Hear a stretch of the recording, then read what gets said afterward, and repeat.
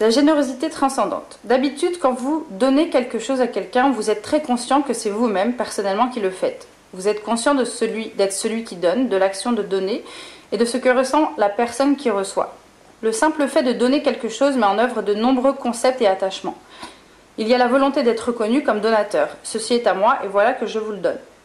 En revanche, quand vous mettez en pratique l'idée du cœur éveillé, la générosité devient un lâcher-prise de toutes ces notions. Il devient alors possible de donner véritablement, d'effectuer un acte de générosité authentique, désintéressé, dépouillé du soi.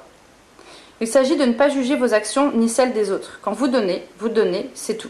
Vous n'avez pas à vous demander est-ce que je donne correctement, est-ce que j'éprouve les sentiments justes ou est-ce que je me conduis bien. Tout ces est-ce que je deviennent un problème. La clé de la générosité dans son sens transcendant est de donner sans réserve, sans gêne ni inquiétude. Tant que vous vous interrogez ou que vous appréhendez les actions et les opinions des autres, votre générosité n'est pas pure. C'est l'esprit conventionnel d'espoir et de peur déguisé en bienséance. D'un autre côté, si quelqu'un à qui vous avez fait un cadeau se met à vous juger, se farcit la tête de toutes sortes de pensées négatives concernant votre don, ça ne vous regarde pas. Ce qui vous concerne, c'est juste de donner et, tant que vous le faites d'un cœur ouvert, désintéressé, votre acte de générosité est achevé et pur.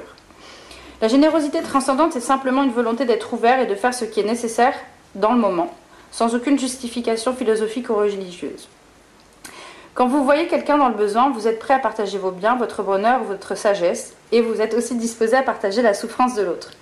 Pourtant, lorsque vous donnez, vous devez le faire en sachant que votre don sera à la fois approprié et utile. Ce n'est pas un acte de générosité, par exemple, de proposer de l'argent à un riche ou de l'alcool à un enfant. Vous donnez aussi ce que vous pouvez. Vous ne mettez pas en danger votre santé ou votre bien-être. En même temps, vous pouvez offrir ce qui vous est précieux, ce dont il vous est difficile de vous séparer parce que vous y êtes attaché. Une autre forme de générosité est de protéger autrui contre la peur, apporter par exemple une aide physique ou mentale à quelqu'un d'anxieux ou d'effrayé.